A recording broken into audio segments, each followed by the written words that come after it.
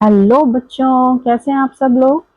बेटा आज हम करेंगे आपकी जो है क्लास आपकी, ठीक है, 8th आपकी क्लास हिंदी। ठीक है, हिंदी का हम आपका एक सैंपल पेपर देखेंगे। ठीक है, आपका जो टर्म 1 हाफ ईयरली एग्जाम्स होते हैं उसके लिए आपका एक सैंपल पेपर है। ठीक है, इस तरह से आपका क्वेश्चन पेपर आ सकता है। ठीक है, तो इसमें आपका जो समय है वो 2.5 घंटे का है होगा, और जिसमें आपके जो नंबर होंगे, अंक जो होंगे अधिकतम, वो आपके होंगे 60।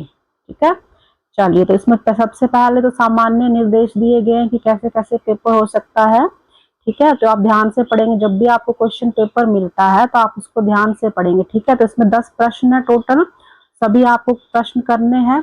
ठीक है, और इसमें 4 खंड दिए गए, क ख ग घ। ठीक है, और हमने देख लिया कि 10 नंबर है इनके। ठीक है, और आपने क्या करना है, प्रश्नों के उत्तर दिए गए, कैसे प्रश्नों के उत्तर जो दिए गए निर्देश हैं, जैसे आप बताया गया कि कैसे आपने उत्तर देने हैं, उसको पढ़ के आपने वैसे ही उत्तर देने हैं। सबसे पहले जो खंड है वो क। ठीक है, ये जो आपका खंड का है ये आपका है 20 नंबर का। मतलब जो खंड का में जितने भी सारे क्वेश्चन होंगे वो टोटल होंगे 20 नंबर के आपके। ठीक है, सिर्फ एक नहीं, जितने इसमें आपके प्रश्न आएंगे सारे आपके 20 नंबर के होंगे। जैसे आपका पहला जो प्रश्न है वो है, निम्नलिखित गद्यांश को ध्यान से पढ़कर सभी प्रश्नों के उत्तर लिखिए। 1 into 5, आपका 5 मार्क्स का है। मतलब आपके इसमें क्या होंगे, एक अपठित गद्यांश और काव्यांश आएगा, उसी तरह आपका पठित गद्यांश और काव्यांश आएगा। काव्यांश जो कविता से लिया जाता है। ठीक है, तो ये आपका 5 नंबर का होगा। आपको पैराग्राफ को पढ़ के उसके प्रश्नों के उत्तर देने हैं आपने, जिसमें 5 प्रश्न होंगे। ठीक है, एमसीक्यूज हो सकते हैं या आपके लिखने वाले हो सकते हैं। तो सबसे पहले हम लोग ये पैराग्राफ देखते हैं, गद्यांश देखते हैं, इसको आप ध्यान से पढ़ेंगे। ठीक है, जब भी आप गद्यांश को पढ़ते हैं, ठीक है, पैराग्राफ पढ़ते हैं, तो जो आपको इंपॉर्टेंट चीजें जो लगती हैं उसके नीचे आप पेंसिल से अंडरलाइन करते रहेंगे। फिर उसके बाद हम क्वेश्चंस, ठीक है, और सबसे जो आसान तरीका है आपको पैराग्राफ, पहले आप क्या करेंगे, सबसे अच्छा तरीका है कि पहले आपने क्या करना है, सबसे पहले आप जो है इनके प्रश्नों को पढ़ लेंगे। हालांकि मैंने इसमें उत्तर भी सामने निशान लगाए हुए हैं।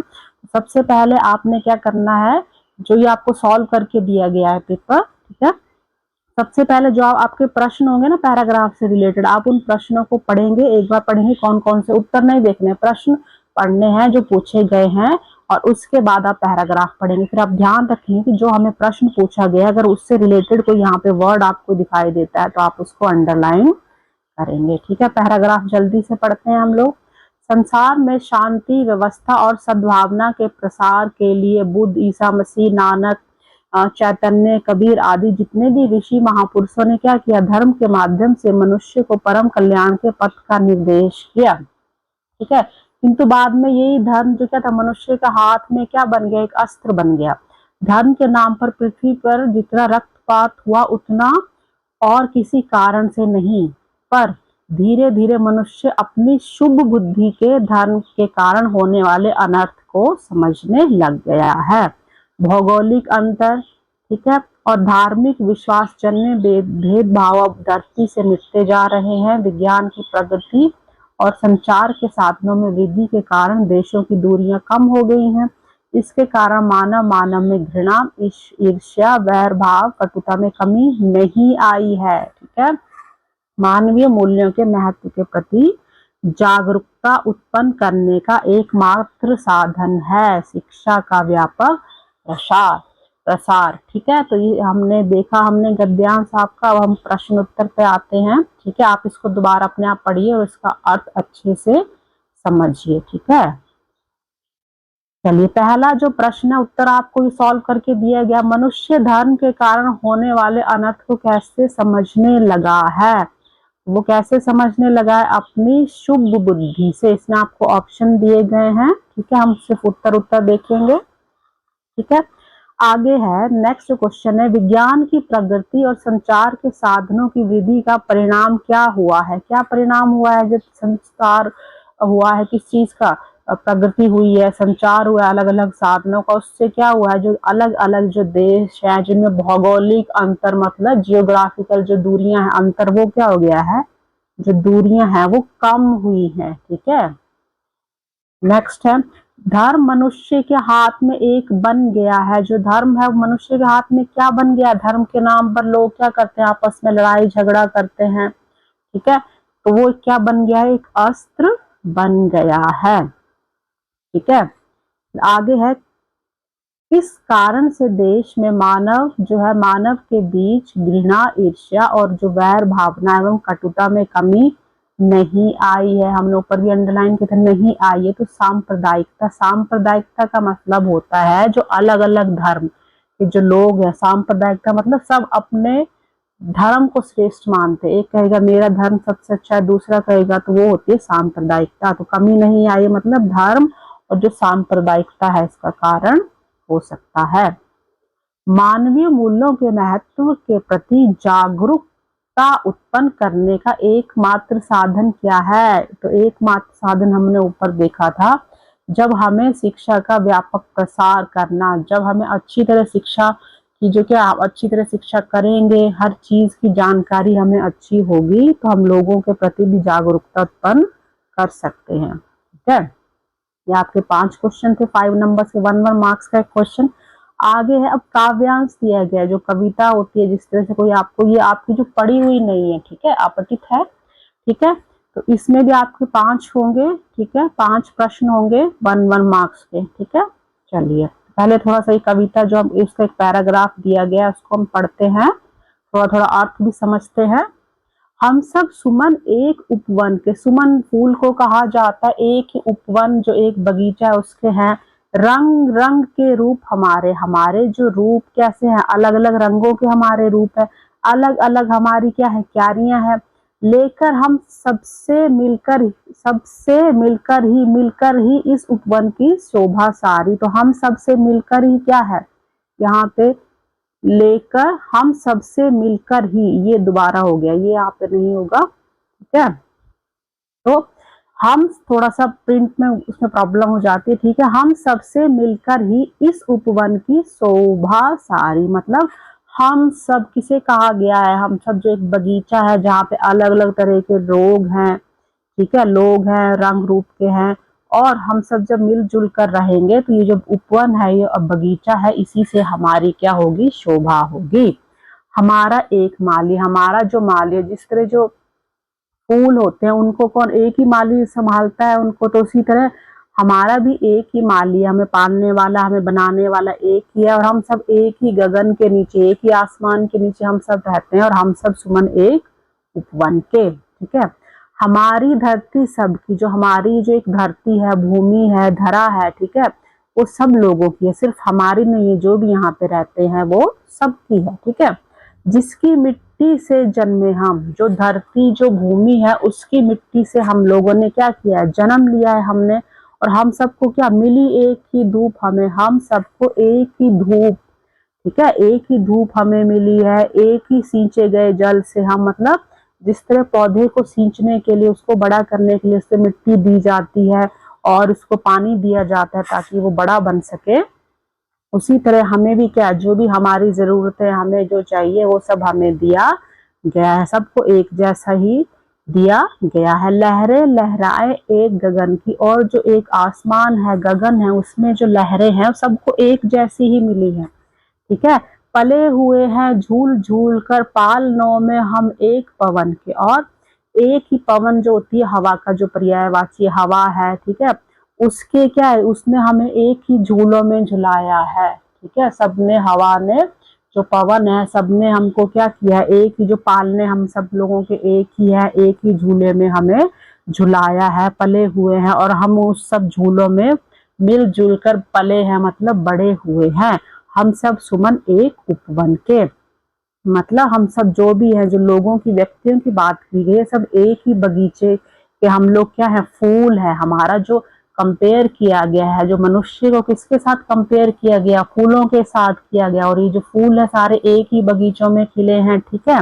और हो सकता है ये जो फूल सब एक जैसे हैं, इनके रंग रूप अलग होंगे, क्यारियां अलग हो सकती हैं, लेकिन सबको एक जैसा ही पानी, धूप, गगन की हवा और झूलों में पाला गया है। मतलब हम सबको क्या है? मिलजुल कर रखा गया, हमें ये सिखाया गया है कि मिलजुल कर रहना चाहिए, एकता होनी चाहिए आपस में, ठीक है। क्योंकि हम सब एक ही उपवन के क्या है, फूल है। ठीक है, तो इस तरह से हमने इसका मेन अर्थ समझ लिया। प्रश्न देखते हैं, तो इस काव्यांश के माध्यम से क्या संदेश दिया गया है, तो आप ध्यान से देखेंगे क्या संदेश दिया गया है। भाईचारा, सहिष्णुता या एकता, विविधता। विविधता तो है ही नहीं है, एकता का दिया गया है, मतलब हम एक ही फूल है, एक ही बगीचे के हम लोग सारे पुष्प हैं। तो हम लोग क्या हो जाएगा, किसका है, एकता का आपको संदेश दिया गया है। अलग अलग है, क्यारी का क्या अर्थ है। ठीक है, क्यारियां तो सबकी अलग अलग है, लेकिन उन सबको क्या मिला है, एक जैसा पालन पोषण मिला है। तो इसमें मतलब है कि देश क्या है, देश तो हमारा अलग अलग क्या है, एक ही देश है, लेकिन जो अलग अलग क्या है, वो स्थान है। ठीक है, मतलब क्यारियां जो बताई गई है ना, अलग अलग बताई गई है, वो क्या है कि हम लोग एक ही देश में पैदा हुए हैं, जन्म लिया है धरती पे हमने, लेकिन हो सकता है क्यारियां हमारी, की फूल तो हम एक जैसे हैं, लेकिन हमारी जो क्यारियां हैं, जो स्थान है, वो अलग अलग हैं। ठीक है, तो अलग अलग स्थानों के रहने वाले हैं। यहाँ सुमन किन्हें कहा गया, अब सुमन किन्हें कहा गया है, जो देश के विभिन्न नागरिकों को क्या कहा गया है, सुमन कहा गया है। क्योंकि सुमन क्या है, जो फूल है, फूलों को एक जैसे, उनकी क्यारियां अलग अलग है, मतलब उनके देश अलग अलग है, लेकिन उनको एक ही जैसा सींचा गया है। तो जितने भी देश के अलग अलग नागरिक हैं, उनको कहा गया है। नेक्स्ट है, हम सब एक हैं, यह किस स्थान से ज्ञात है। कैसे पता चलता है कि हम सब एक है, कि हमारा जो पालन करता वो एक है, हाँ हमारी धरती भी एक है, और एक ही हवा ने हमें पालने में झुलाया है। तो उपयुक्त सभी। ठीक है, क्योंकि हम सब एक से कैसे पता चला, एकता है हमने, क्योंकि हमने एक जैसा सब कुछ मिला है ना, जल, पानी, धूप, गगन की हवा। ठीक है, तो उपयुक्त सभी हो जाएगा। आगे है, व्योम, अंबर, अनंत आदि निम्नलिखित में से किसके पर्यायवाची हैं। तो व्योम, अंबर आपको पता है आकाश क्या होता है, नभ, गगन, अंबर, आकाश। ठीक है, ये जो सारे हैं, ये गगन के पर्यायवाची हैं। सुमन फूल को कहा जाता है, उपवन बगीचा हो गया, पवन आपका हो गया हवा। लेकिन जो गगन है, ये आपके किसके हैं, आकाश, अंबर, इनके इसका पर्यायवाची है। ठीक है, ये आपके दो प्रश्न हो गए, दो पैराग्राफ थे। अब आपका प्रश्न 3 है, ये जिसमें पूछा गया है कि आपकी कक्षा के पंखे खराब हो गए हैं, आपने क्या करना है, अपने प्राचार्य महोदय को पंखों की मरम्मत करवाने या फिर नए पंखे लगवाने हेतु एक पत्र आपने लिखना है। ठीक है, इसमें आप लिखेंगे, पत्र लिखेंगे, कैसे लिखेंगे, जो पत्र होता है आपका, ठीक है, फॉर्मल लेटर जो होता है, ठीक है, एप्लीकेशन भी आप जिसे बोलते हैं। ठीक है, तो ये आपकी हम लिखेंगे सेवा में, जो भी आपका है सेवा में प्राचार्य महोदय सबसे पहले आएगा, फिर उसके बाद आपके विद्यालय का क्या आएगा, नाम आएगा, स्थान, जिस जगह का नाम स्थान यहाँ पे आएगा। उसके बाद आता है आपका विषय। ठीक है, तो विषय किस बारे में आप ये पत्र लिख रहे हैं, कक्षा के पंखों की या तो आपने मरम्मत करानी या फिर नए पंखे लगवाने हेतु प्रार्थना पत्र। मतलब जब आप ये पत्र लिख रहे हैं, तो आप ये तो भाई जिसको लिखा जा रहा है वो या तो पंखों की मरम्मत कराए, नहीं तो फिर नए पंखे वहां पे लगवाए। तो सबसे पहले हो जाएगा महोदय,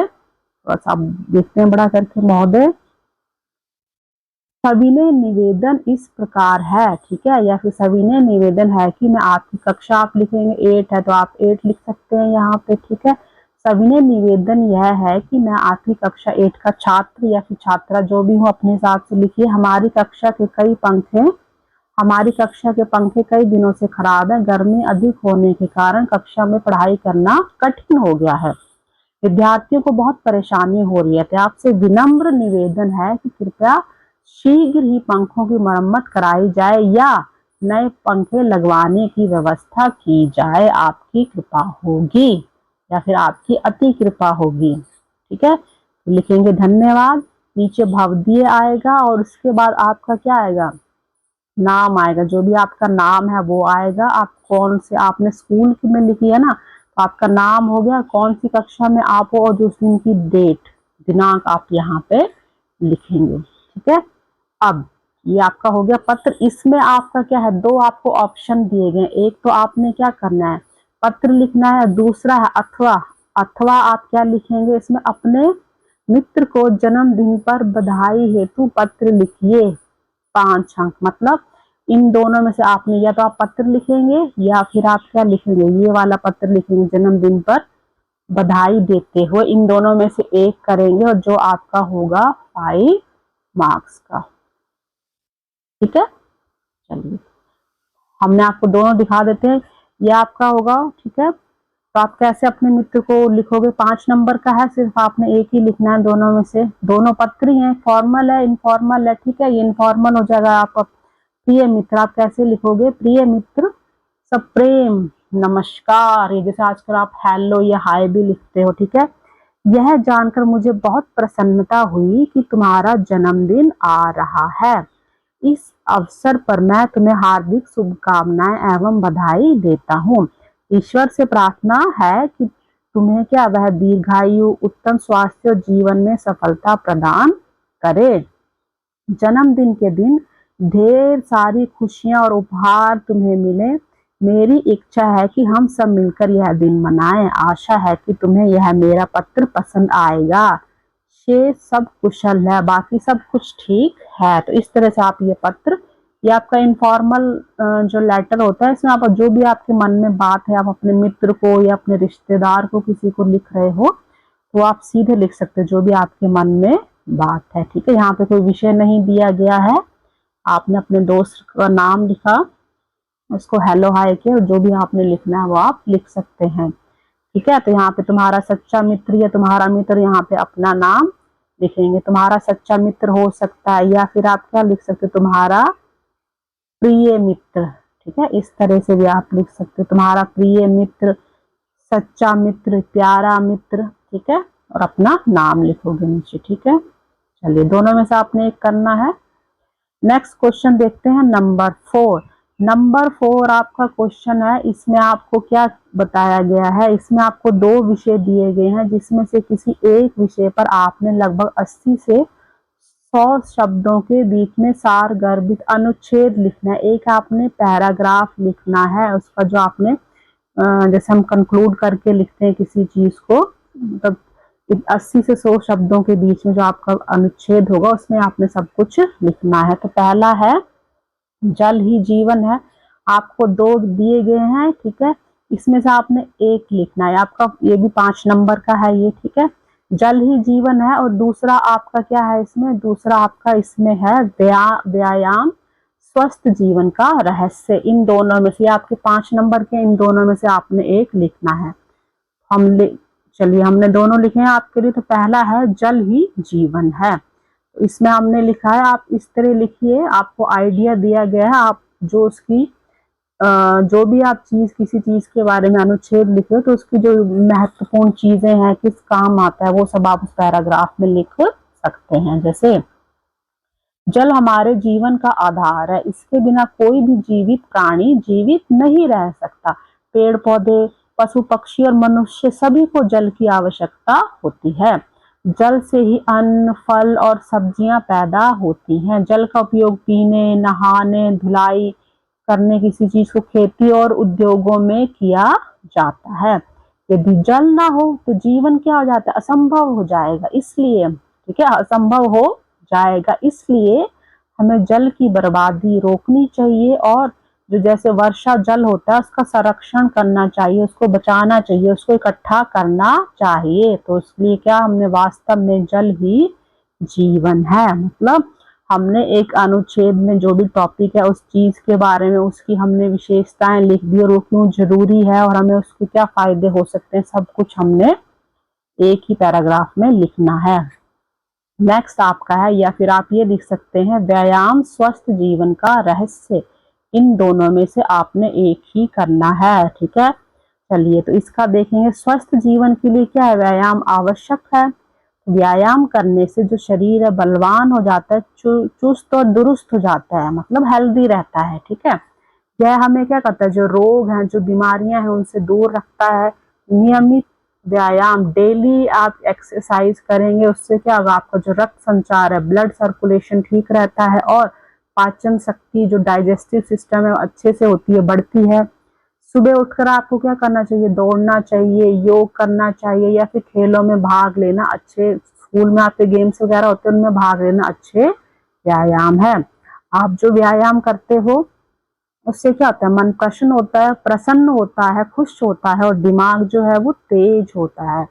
और जो व्यक्ति प्रतिदिन व्यायाम करता है, डेली एक्सरसाइज करता है, रेगुलर एक्सरसाइज करता है, वह हमेशा क्या होता है, हेल्दी रहता है, स्वस्थ रहता है, दीर्घायु, उसकी लंबी आयु होती है। ठीक है, अतः तो जो व्यायाम है वो ही स्वस्थ जीवन का क्या है, रहस्य है। इस तरह से आप लिख सकते हैं। ठीक है, नेक्स्ट क्वेश्चन पे चलेंगे।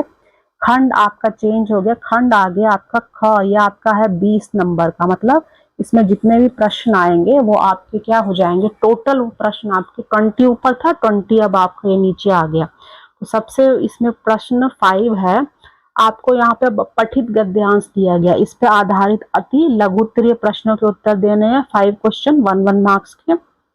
ये आपका पढ़ा हुआ है, तो इसमें हम देखते हैं आपने ये पढ़ा हुआ है। ठीक है, तो ये कौन सा है, देखिए।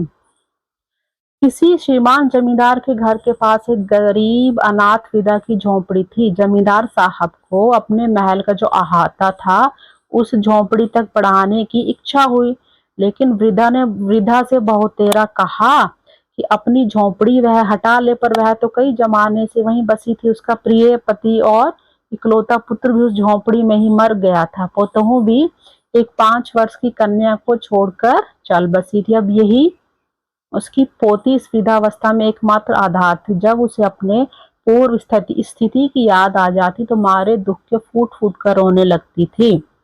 और जब से उसने अपने श्रीमान पड़ोसी की इच्छा का हाल सुना, तब से वह वृद्ध मृत प्राय हो गई थी। उस झोंपड़ी में उसका ऐसा कुछ मन लग गया था कि वह बिना यहाँ पे मरे होगा, ठीक है, मार्क कर लीजिएगा, वह बिना मरे वहां से निकलना ही नहीं चाहती थी।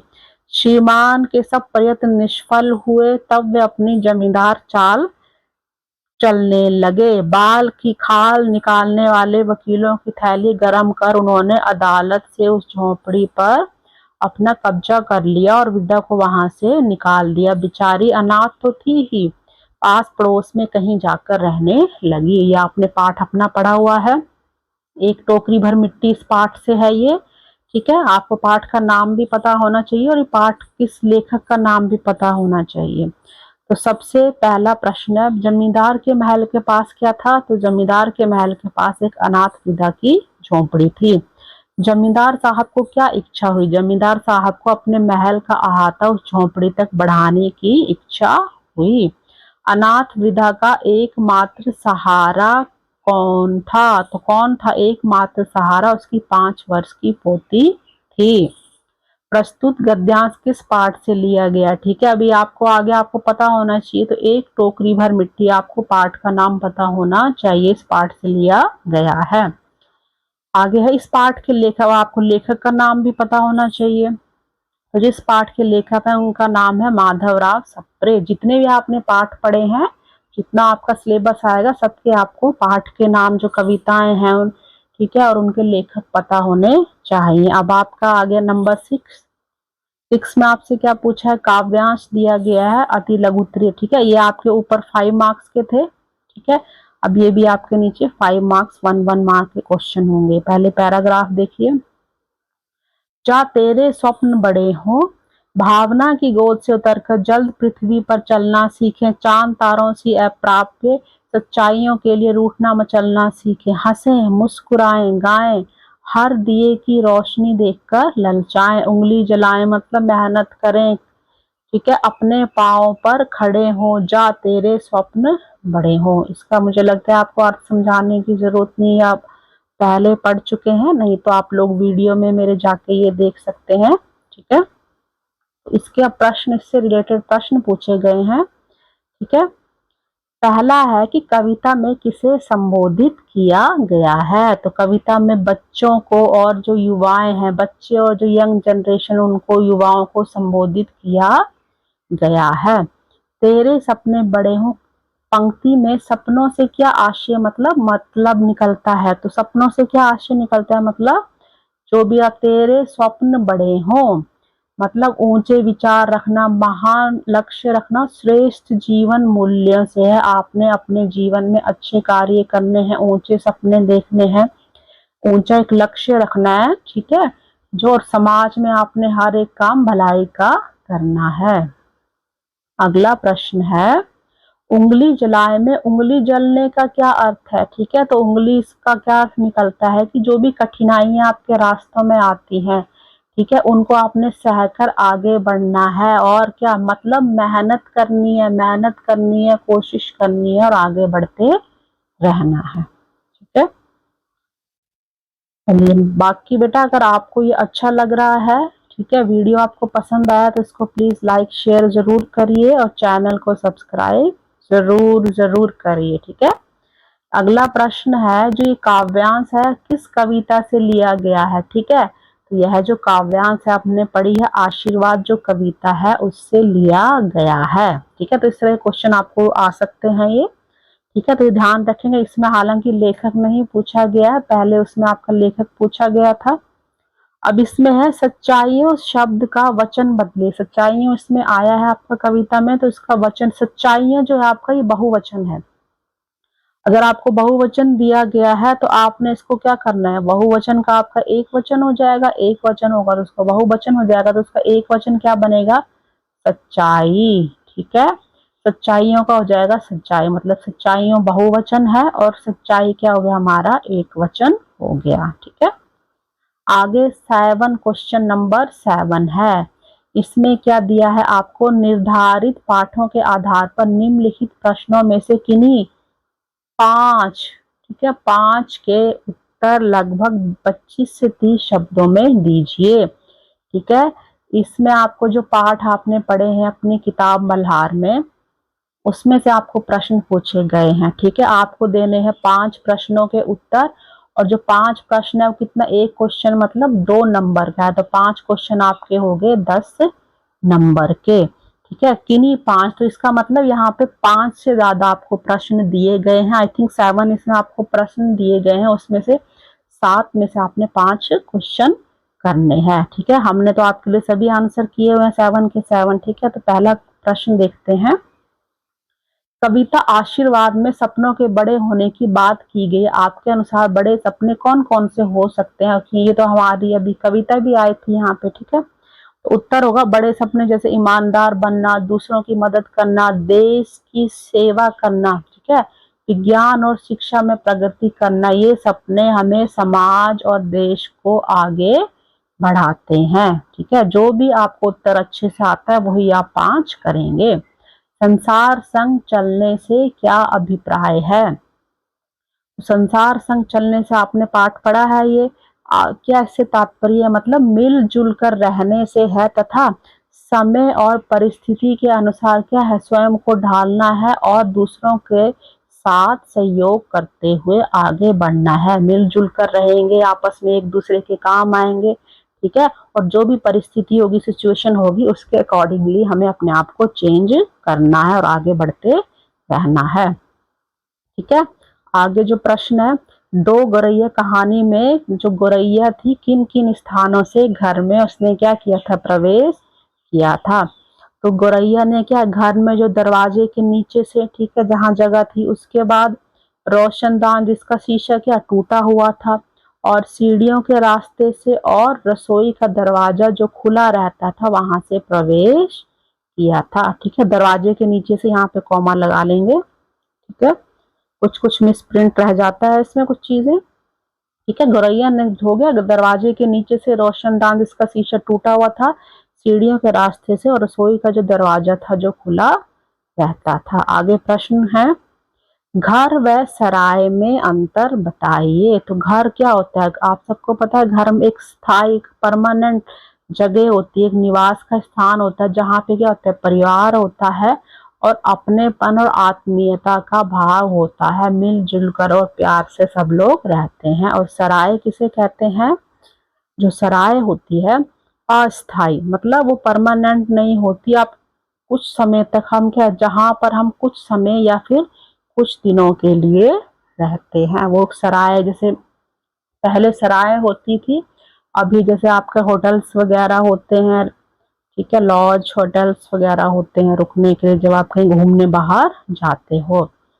नेक्स्ट आपका है हरिद्वार यात्रा के दौरान किन प्रमुख स्थलों के दर्शन किए जा सकते हैं। तो हरिद्वार पाठ में आपने देखा होगा कि जब हरिद्वार यात्रा के दौरान वहां पे कौन कौन से जगह हैं, जैसे हरि की पैड़ी है, माँ मनसा देवी का मंदिर है, चंडिका देवी मंदिर है, कनखल तीर्थ स्थान है वहां पर, गंगा घाटों के दर्शन किए जा सकते हैं। इसके अलावा भी बहुत से और जगहें हैं, हमने यहाँ पे प्रमुख पूछा है तो हमने प्रमुख स्थलों के नाम दिए हैं। ठीक है, नेक्स्ट क्वेश्चन है मधुर वाणी बोलने से क्या लाभ होते हैं। तो मधुर वाणी बोलने से क्या संबंध क्या होते हैं, मधुर होते हैं मतलब मीठे होते हैं, आपस में लोग क्या होते हैं, आकर्षित होते हैं, और समाज में आपको क्या मिलता है, सम्मान मिलता है, लोग आपका सम्मान करते हैं। ठीक है, नेक्स्ट प्रश्न है एक टोकरी भर मिट्टी कहानी में कौन सा पात्र आपको सबसे प्रभावशाली लगा और क्यों लगा आपको। ठीक है, तो हमें कौन सा लगा, उसमें जो वृद्धा थी, बूढ़ी औरत, ठीक है, मुझे सबसे अधिक प्रभावशाली लगी। आप अपने आप उत्तर लिख सकते हैं, लेकिन वैसे इसमें जो वृद्धा थी वो ही एक प्रभावशाली कैरेक्टर था उसमें। क्योंकि उसने जमींदार को अपनी दृढ़ता और आत्मसम्मान से क्या किया था, प्रभावित किया था। मतलब कैसे प्रभाव किया था, उसका जो नेचर था उसको ही बदल दिया था। ठीक है, स्वभाव को बदल दिया था। अब आता है आपका खंड ग। जो खंड ग है आपका, ये है आपका 10 नंबर का प्रश्न नंबर 8। निर्देशानुसार उत्तर दीजिए, जैसे आपको लिखा गया है वैसे आपने उत्तर देने हैं। आपके 10 क्वेश्चन हैं, 1 मार्क्स के हैं, 1 मार्क्स ईच।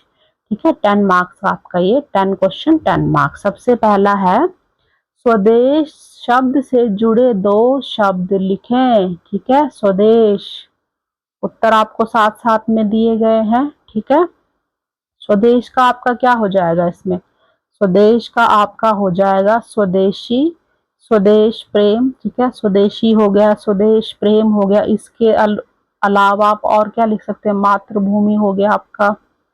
ठीक है, मातृभूमि हो गया, राष्ट्रीय भूमि हो गया अपना, वतन हो गया अपना। ठीक है, मुल्क हो गया अपना, देश हो गया। इस तरह से आप कई नाम और लिख सकते हैं, इसमें 2 ही पूछे गए हैं।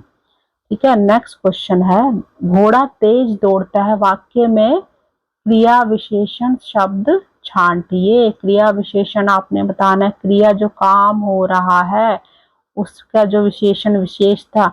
घोड़ा जो है तेज दौड़ता है, कैसे दौड़ रहा है, जो क्रिया हो रही है दौड़ रहा है उसकी विशेषता तेज, तो इसका उत्तर हो जाएगा तेज। क्रिया विशेषण शब्द है तेज। अब सुना और सूना शब्दों को वाक्य में प्रयोग करना है ताकि उनके अंतर स्पष्ट हो जाएं। ठीक है, तो सुना किसी चीज को सुनना है, और सूना मतलब खाली हो जाना, सुनसान। तो सुना, मैंने उसकी बात को ध्यान से सुना, हमने वाक्य प्रयोग किया तो हमें अच्छा से उसका जो मतलब था, अर्थ था, वो क्लियर हो गया। सूना सिर्फ मात्रा का अंतर है, बड़े ओ की मात्रा सूना, सूना हो गया, उसके जाने के बाद घर सूना हो गया या घर खाली हो गया। ठीक है, नेक्स्ट है पृथ्वी के 2 पर्यायवाची। तो पृथ्वी के पर्यायवाची क्या हो गए, धरा, धरती, भूमि, भू, इस तरह से पर्यायवाची हो गए। नेक्स्ट क्वेश्चन है मैं दीवान कृपाराम के घर के ऊपर के बंगले में टिका था, वाक्य में प्रस्तुत क्रिया, जो क्रिया हो रही किस काल को प्रदर्शित कर रही है। यहाँ पे लगा था मतलब हो चुका था, भूतकाल। भूतकाल मतलब जो काम या क्रिया हो चुके, इसमें था, थी, थे लगा था। ठीक है, इसमें लगा होगा वो आपकी हो गई भूतकाल। भूतकाल जो हो चुका, भविष्य जो चल रहा है, और सॉरी वर्तमान, भूतकाल हो चुका है, वर्तमान जो भी चल रहा है, और भविष्य काल जो आगे होगा, मैं जाऊंगा, मैं करूंगा, मैं खाऊंगा, मैं सोऊंगा। ठीक है, नेक्स्ट आपका है 6 नंबर विपत्ति शब्द को शुद्ध हिंदी रूप में लिखिए। तो विपत्ति में यहाँ थोड़ी सी गलती है, इसमें आधा ताल लगेगा ये। ठीक है, ध्यान से देखेंगे तो इसमें क्या है आपका, जो हमने क्या है, हम इसको लिखते हैं ना, ऐसे लिखते हैं विपत्ति। ठीक है, यहाँ पे हमारा ये आधा ताल जुड़ा हुआ होता है, तो इसमें जो शुद्ध वर्तनी होगी वो होगी विपत्ति। थी। ठीक है, आगे है फल शब्द के दो अलग अलग भिन्न भिन्न आपने अर्थ लिखने हैं। फल के मतलब दो अर्थ होते हैं। पहला है फल, जो कौन सा होता है, खाने वाला खाद्य पदार्थ, जैसे आम, सेब, केला, जो पेड़ों पर लगता है। ठीक है, और नेक्स्ट आपका होगा फल, जो होता है किसी चीज का परिणाम होना। ठीक है, फल मिलना, जैसे आज मेरे क्या था, परिणाम घोषित हुआ, मतलब मेरा रिजल्ट आया। तो जैसे इसका क्या वाक्य हमने बनाया, जैसे अच्छे कर्म का फल क्या होता है, अच्छा होता है। ठीक है, और नेक्स्ट आपका है पोती हमेशा कहती थी, इसमें लगेगी कि, और कि हम वह अपने घर में ही खाना खाएगी। तो जहाँ पे कहने की बात होती तो वहां पे लगता है कि। पोती हमेशा कहती थी कि वह क्या करेगी, वह अपने घर में ही खाना खाएगी। पोती हमेशा कहती थी कि।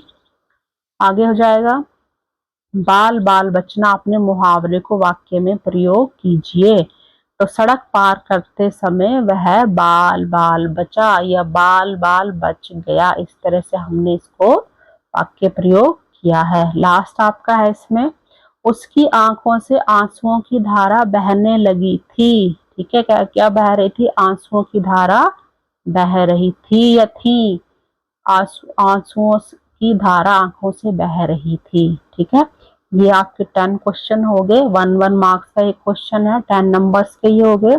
आपका लास्ट आपका खंड आ गया यह है। ठीक है, ये आपका है 10 नंबर का। इससे ऊपर वाला गा जो था वो भी आपका 10 मार्क्स का था। ठीक है, तो निम्नलिखित प्रश्नों के उत्तर निर्देशानुसार देने हैं। ये आपके 5 क्वेश्चन है 1 मार्क्स का, मतलब 5 क्वेश्चन 5 मार्क्स के। ठीक है, तो इसमें पहला ये पूछा गया है, नीचे दिए गए शब्द समूह में से एक ऐसा शब्द है जो बाकी शब्दों से भिन्न अर्थ देता है, उसे अलग करिए। चांद, मधुकर, शशि और निशाकर। तो ये जो है चांद है, शशि है, निशाकर है, ये किसके हैं, ये चांद के पर्यायवाची हैं। ठीक है, और जो मधुकर है ये अलग है, इनसे अलग है। जो मधुकर होता है भंवरे का जो, ठीक है, मधुकर अलग शब्द है, उसको हमने अलग छांट दिया। ठीक है, नेक्स्ट है राम चाकू से फल काटता है, निम्नलिखित शब्द में कारक पहचानिए। तो कारक होते हैं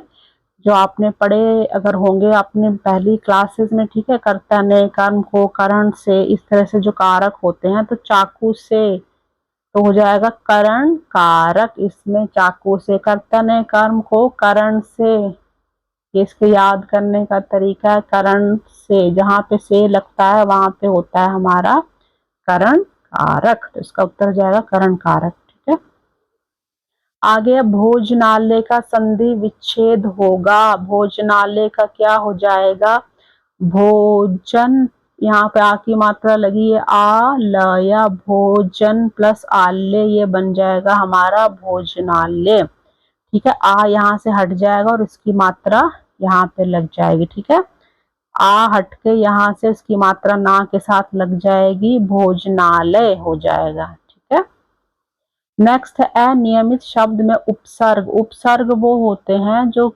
जिससे शब्द बनते हैं, जिस शब्द से पहले लगा के उसका जो अर्थ चेंज कर देते हैं। जैसे नियमित है, नियमित में हमने आ लगा दिया तो ये बन गया अनियमित। ठीक है, इसका मतलब भी चेंज हो गया और ये उपसर्ग से बन गए तो इसमें हो जाएगा आ। ठीक है, उपसर्ग आ से मिलकर ये शब्द बना है अनियमित। ठीक है, नेक्स्ट है लोकप्रिय संयुक्त पद का विग्रह होगा। लोकप्रिय, इसका आपने विग्रह करना है तोड़ के। ठीक है, संधि विच्छेद में तो हम जोड़ते थे, तो इसमें आपने क्या करना है, लोकप्रिय मतलब कहाँ वो प्रिय है, लोक में प्रिय है, लोगों में प्रिय है, तो हो जाएगा आंसर लोक में प्रिय। लोक के प्रिय नहीं है, लोक पर प्रिय नहीं है, लोक है जो प्रिय नहीं, वो लोक में किसी जगह पर वो प्रिय है। ठीक है, नेक्स्ट क्वेश्चन नंबर 10। ठीक है, क्वेश्चन नंबर 10 में अब आपका आ गया सूचना। ठीक है, इसमें आपने लिखना है आपके हिंदी पखवाड़े के आयोजन में आपके विद्यालय में कविता वाचन प्रतियोगिता आयोजित की जा रही है। ठीक है। तो आपने क्या करना है, एक सूचना तैयार करनी है जो विद्यालय के जो सूचना पट जो नोटिस बोर्ड है उस पर उसको लगाया जा सके। ठीक है। इसमें भी आपको क्या करना है, पहले चलिए सूचना देख लेते हैं। तो हमने सूचना लिखनी है, ऊपर सूचना लिखोगे आप, नोटिस करके लिखोगे, हिंदी में लिखेंगे सूचना। और सभी छात्र छात्राओं को सूचित किया जाता है कि हमारे विद्यालय में हिंदी पखवाड़ा, आजकल आपका चल रहा होगा हिंदी पखवाड़ा दिवस, ठीक है, के अंतर्गत कविता वाचन प्रतियोगिता का जो है प्रतियोगिता आयोजित की जा रही है। दिनांक डाल दी, जैसे हमने 20 सितंबर को डाल दिया 2025। समय आपने डाल दिया 10 बजे। स्थान कहाँ पे होगा, जो विद्यालय में डाल रहे हैं ना आप नोटिस, तो विद्यालय का प्रार्थना स्थल। ठीक है। और इच्छुक छात्र अपने नाम हिंदी जो अध्यापक है उनके पास 18 सितंबर तक दर्ज करा दें।